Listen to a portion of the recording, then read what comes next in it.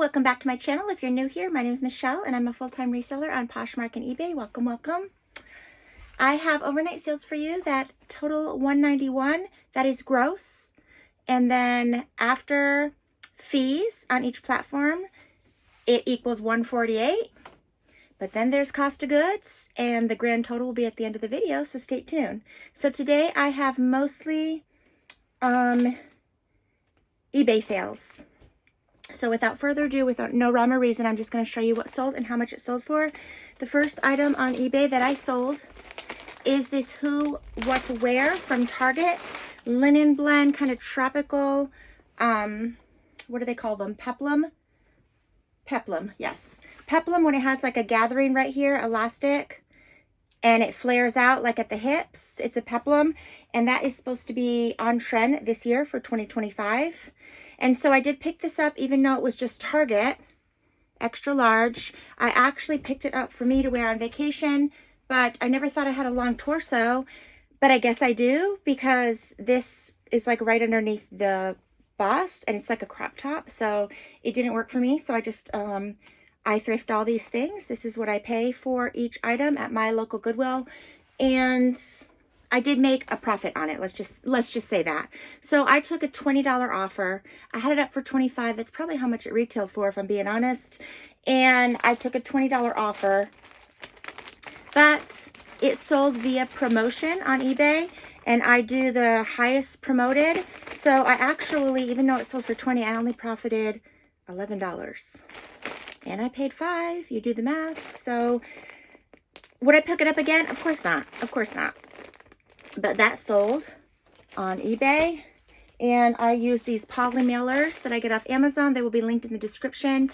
They are just really easy to throw something in, such as this, because most of my eBay I sell or I ship first class. Okay, here's another little tip for you, or a tip for you, not another tip. I don't think I gave you a tip before. Actually, I did. I told you not to pick up Target. Okay, brain's not on yet. So the other tip is, normally when I sell items, I put them in a bag. I like to use a bag that's a little larger. Just like when I order a medium coffee, I like it in a large cup. I like to have that little extra. So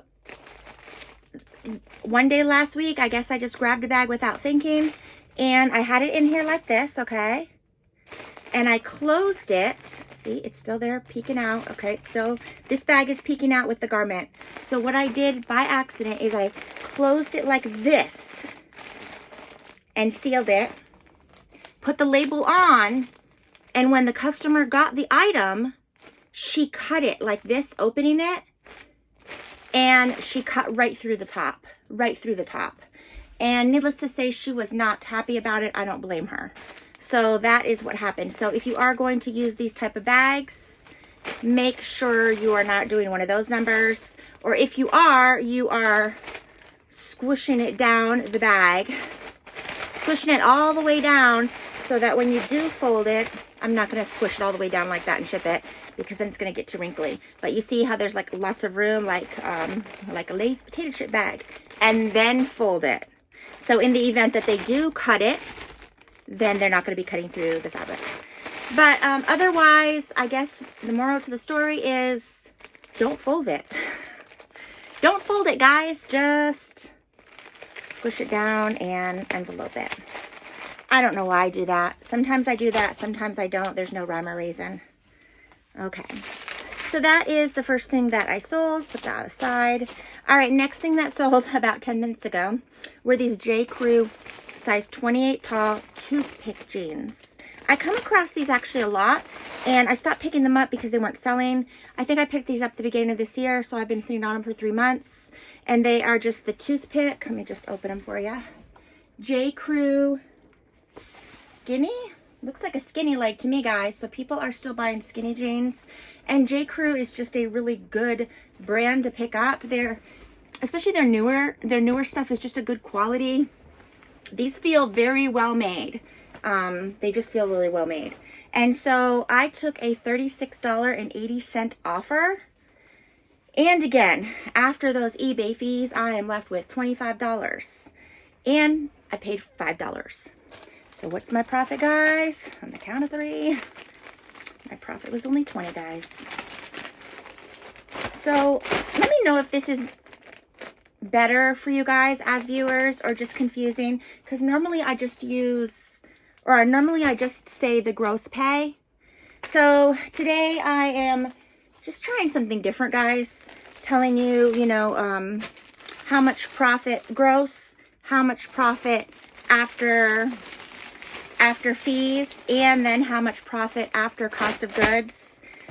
Just realized I'm not putting swag and stickers, and I like to do that, guys. I know it's not necessary, but I do, so I'm going to leave this open and finish wrapping it off camera so that I can give them some freebies.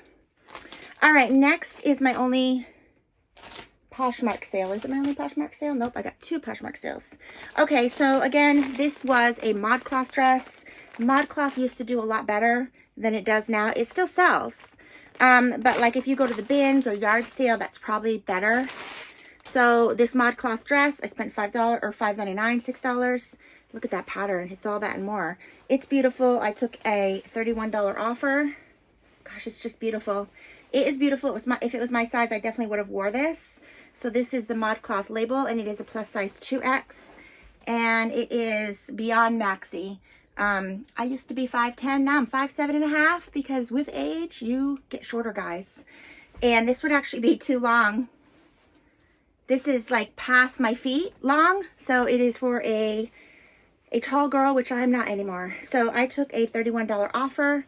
After fees, has a nice zipper on the side. After fees, I'm left with $24.80, and then I also cost of goods, which at the end I will show you how much I profited total on these overnight sales, because it wasn't $191, it was $191 before fees. Before fees, it was $191. So it is going in a tie-vac mailer because it's priority mail.